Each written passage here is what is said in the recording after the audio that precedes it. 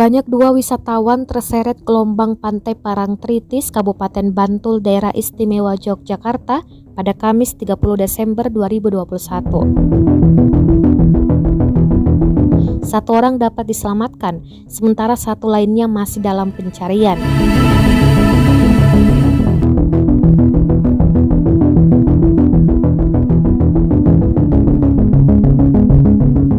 Petugas Sarsat Linmas Wilayah 3 Kabupaten Bantul, Ali Sutanta Jaka Saputra mengatakan untuk wisatawan yang selamat, Dani Ahwan 15 tahun, warga Ranca Wiruh, Pangka, Tegal, Jawa Tengah.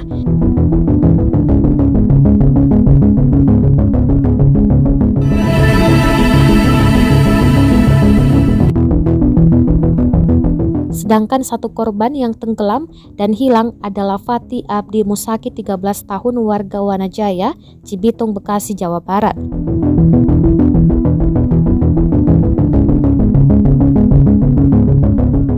Dikatakannya rombongan datang ke pantai Parangtritis sekitar pukul 6 waktu Indonesia Barat. Mereka lalu bermain air, tapi tiba-tiba gelombang tinggi datang menyeret keduanya. Lihat adanya korban yang terseret gelombang ke tengah laut. Tim SAR yang sedang bertugas berusaha memberikan pertolongan.